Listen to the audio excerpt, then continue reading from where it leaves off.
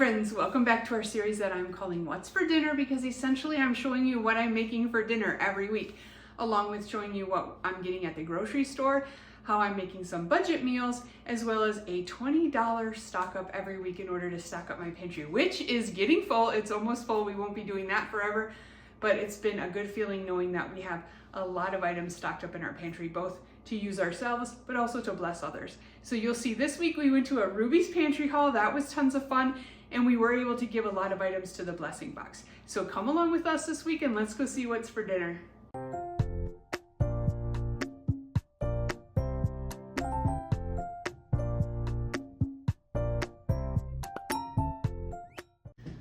Hey, I got Minnie here with me, and this is our Walmart haul for the week. It's really small, which is great. Oh, you want to get down? Because we spent so much money last week. So this week I just got a few essential things and then a couple fun things. So this was $110, but coffee's expensive, cat food is expensive, but I'll bring you in a little bit closer and show you everything we got. Okay, so here is the weekly grocery haul. Bananas and strawberries, just a small gallon or half gallon of milk. Look at this almond cherry macaroon. Okay, that looks good. I'm not sure if it's new, but it's new to me. That looks delicious. Some lettuce for our guinea pig, stocking up a little bit on some dry cat food. Now our cats eat a lot of canned cat food I get from the pet store, but they do like this Blue Buffalo too. Some Coke Zero and Pepsi Zero. Of course, you know, you need to wash your dishes, right? So a little jet dry. This was an expensive purchase. These are like $20 or something for this coffee, but it'll last us a little bit. Some crispy fried onions, because I'm starting to stock a few things up for Thanksgiving. I got some last week and now some this week. We also got some mushroom soup. That'll be for some green bean casserole. Some Greek Gods honey vanilla yogurt. That is so good. Some headache medicine, because I had a headache today and we had no medicine. And then these super fun things we are going to try for lunch one day. A pumpkin pie ramen noodle and a turkey dinner ramen noodle. So stay tuned for that. That should be kind of fun. But here is the grocery haul for $110. And this week's $20 mini stock up came from our local Pick and Save or Kroger store. And I stocked up on these sliced cheeses, which were on sale, and we had a coupon. It's that time again for a scump of groceries. You never know what you're going to get. This is the Ruby's Pantry haul for November 1 week before Thanksgiving, right? Yep. 1 week in 1 day. Yep. Now I'm just going to go through these pretty quickly, and I'll just show you on the screen the things that we got. But if you're new to our channel and you've never heard of Ruby's Pantry, it is a food share program in the upper Midwest. It's a program where manufacturers take their overages or their close dated items and they put them together in a share, and you can buy it for $25. It is a great way to stop food waste, and that's the main reason we love to get it. We also love being able to donate anything that we may not use or some things that we already have, including something like this chai latte. We love chai, but we already have a lot at home. So this is a great item that we're going to be able to donate to the free little pantry down the street. If you haven't seen the full video yet, I would suggest going back and watching it, because it was a ton of fun. You never know what you're going to get when you get a Ruby's Pantry haul, and it's always pretty fun. And I love to try the foods that we get in there also, if it's something I've never had before. But here's a little clip of when we took the items to this little free pantry. So this is at a church just a few blocks down the street from us, and it's actually almost always empty when we drop our items off. So I really feel like it's a great way to help the community. Anyone can walk up to this or drive up to it and take out anything that they need, as well as anyone can go and put items in there. So there are times where we will just look in our pantry to see if there's anything that we could donate, even if it isn't during a Ruby's Pantry haul. These are all over. I'm sure you could find one in your community if that's something that you wanted to donate to. Okay, now let's get on to the meals. Now it is day one, and we're gonna make a sheet pan meal. And I still have these potatoes left from Ruby's Pantry haul last month. So I wanted to use some of these up. They're starting to grow a little bit of eyes, but I just cut those off. Now, one thing I've noticed about these potatoes is they seem to take a really long time to cook. They're not like the regular Yukon Golds that I'm used to buying at the store. So I actually put them in the microwave for about 5 or 6 minutes while I cut up the rest of the veggies, just to give them a little head start in cooking, because I want everything to be done at one time. So then I cut up some onion and a couple little peppers. So I use a little bit of olive oil and some seasonings on every layer. So after the peppers and onions were cut up, I did a little olive oil, a little seasoned salt, and then I cut up the broccoli. And then I have these sausages that we got at Costco. These are apple and Gouda chicken sausages. They're very, very flavorful, and we had them last time on buns and they were very good. So this time I thought I'm going to try them on my sheet pan meal because I love using sausage on a sheet pan meal.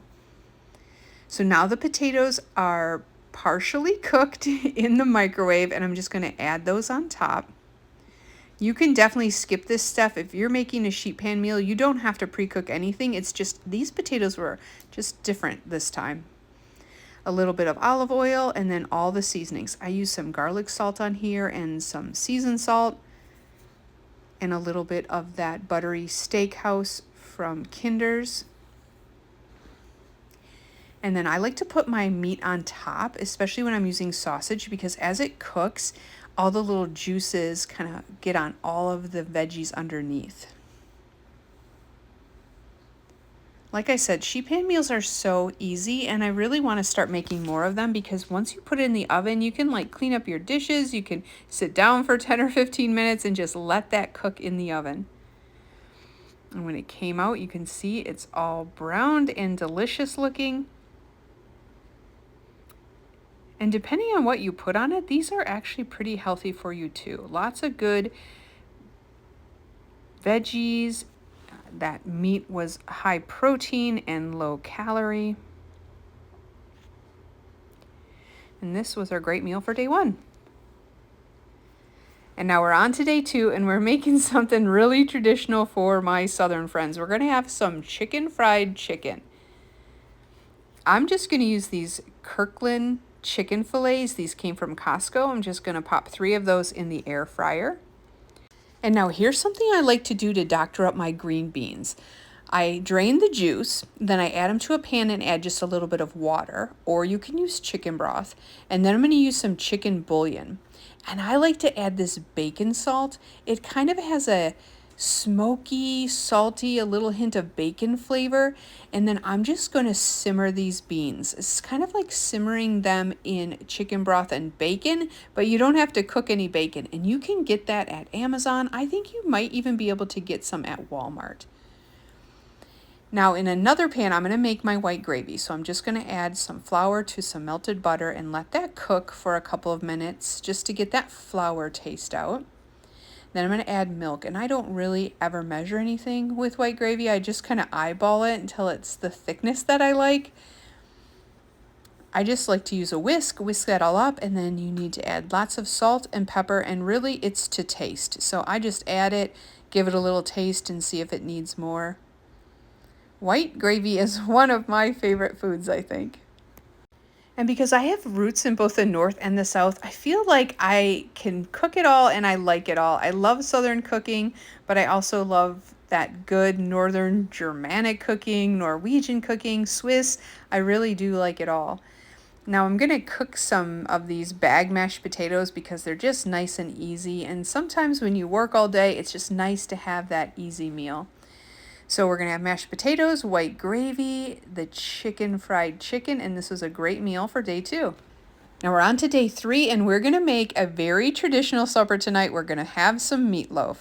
And I've made meatloaf in many, many different ways, breadcrumbs, cracker crumbs, but this is my favorite, and that is using oatmeal and cheese. I got this recipe from a friend a few years ago, and I won't use anything else anymore. This is just my favorite. It's always a nice, soft, moist meatloaf every single time. And I love the addition of cheese in there. Now, your hands are your best tools, but I don't always love to use my bare hands with raw meat. So I did put the gloves on, and then we're just going to stir this all around. This is oatmeal, milk, cheese, seasonings, and of course some minced dried onions because those work out so well in this. We're going to form it into a loaf, and then we're going to bake this in the oven at 350 degrees for about an hour or hour and 10 minutes or so. I like my meatloaf with barbecue sauce on it. I know some people like to leave it plain or they put ketchup on it. Ketchup's fine too, but my favorite is barbecue sauce. This meatloaf also works perfect in a crock pot. That's actually my favorite way to do it, but my meat was not thawed, so I had to thaw it out before I could make it that day. Now on the side, I'm making something super easy again, mac and cheese from a box. It doesn't get easier than that. I feel like this week was a lot of easier meals, which is great. The meatloaf is done. See how the cheese oozes out? It just looks so good. I really don't think cooking at home needs to be hard. That meatloaf came together in no time at all. Mac and cheese is super easy to make.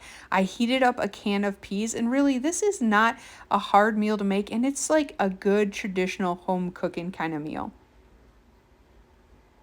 Now we're on to day 4, and I'm going to show you something really, really easy, but really cute. I have a couple Red Baron pizzas, just frozen pizzas, any kind will do. I'm going to cut some green onion on the top just for a little extra color. Pop those in the oven like you normally would any other frozen pizza. Honestly, you could do this with takeout if you didn't even want to make your own frozen pizza. But I'm going to make some little Christmas trees out of this pizza. It is just a fun thing you can do with your kids, or heck, you could just do it with yourself or your husband, because we don't have any little kids here, but we still did it because it's fun.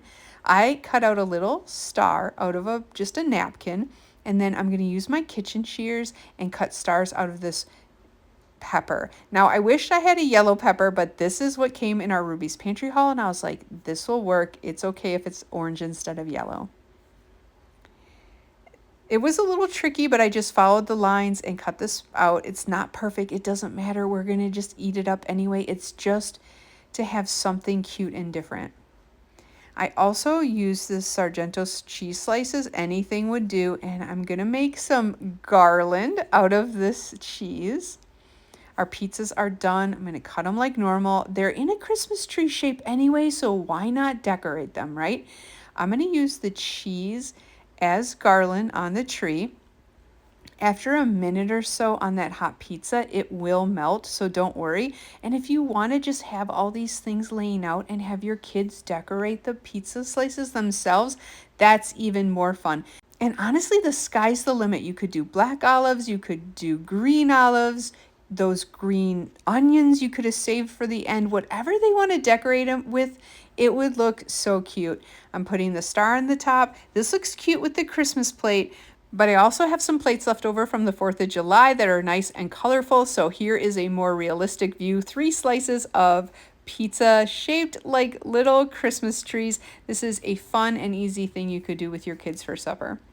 Now we're on to day 5, and we had some errands to run in the city, so we stopped at Red Lobster because I had a gift card. So this was perfect. We had a nice shrimp dinner, and it was nice to have a little date. Now on to day 6, and we're going to have some breakfast for supper. So the first thing I'm going to do is get some hash browns in the air fryer. They turn out so well in there, and it's so easy to cook them that way.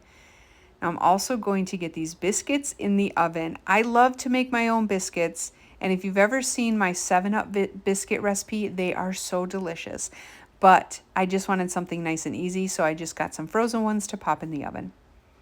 Now this is the sausage we got on that Ruby's Pantry food share program. So I'm going to cook up this breakfast sausage. I added some butter and some flour because, yep, we're making another white gravy. I'm going to have some biscuits and gravy tonight, and that is one of my favorite foods. The great thing about this meal is William doesn't like it that much, so I'm going to make a great big pot of it, and then I will freeze it in little containers, and I can pull it out anytime I want some for either my lunch or for breakfast, and that way he doesn't have to have it very often. I just make one big pot and freeze little amounts for me to enjoy. And just like the other day, I really don't use any measurements when it comes to white gravy. It's just flour, butter, add in milk till it's the right consistency, and then salt and pepper. Now on the side, I did something really easy, just some nice scrambled eggs.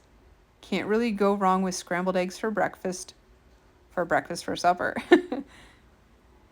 And we got these Japanese pears at Costco when we were out and about running some errands. So this was something we've never tried, but they look so good. I have heard that they're similar, like a cross between an apple and a pear. And look, it actually does look a lot like an apple, but a pear color.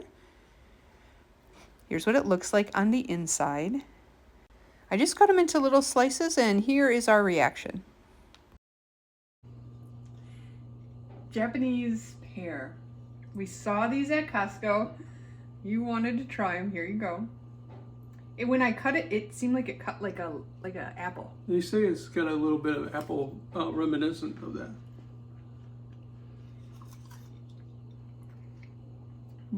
Softer than an apple. Pear flavor for sure. Very mild. More mild than the pears we get off on our tree. Yeah. Not quite an apple flavor though. I like it. It's really mild. Some blue cheese. Or it'll be great with supper. With what? With supper. Now let's get everything on the plate. We have these hash browns, and then our biscuits are done. These are just the Pillsbury frozen biscuits. A little bit of that Japanese pear. Some eggs. And then here comes my favorite thing, the white gravy with sausage. I love having breakfast for supper. It's usually very easy and it's always delicious. And now here's the great part. I made so much of that. I was able to put 5 containers away for me to pull out for either breakfast or lunch in the upcoming months. I'll probably pull about 1 out a week or so because I don't want to get tired of it. I just love this meal. It's so good. I was happy that we got that Johnsonville sausage from the Ruby's Pantry haul because it worked out perfectly to make biscuits and gravy. And now we're on to day 7, and I'm going to use up those grape tomatoes we got from that Ruby's Pantry Food Share Program haul. There were so many of them. We got 4 containers. So I'm going to make a pasta with some roasted grape tomatoes. I just cut up an onion and put that on there, and I added some olive oil and then just some salt and pepper. And I'm going to put these in the oven until they start to get a little blistery, and then we're going to add in some meat to this dish. I have my water started on the stove because I am going to make some pasta. You can see these are getting all withery and blistery, and I'm going to add these Amy Lou chicken meatballs that we got at Costco. Now, I've never had these before, and they were the basil flavored. I did add a little bit of extra garlic, and I put this back in the oven, kept it at 400. We just want those to get nice and heated up. They are already fully cooked.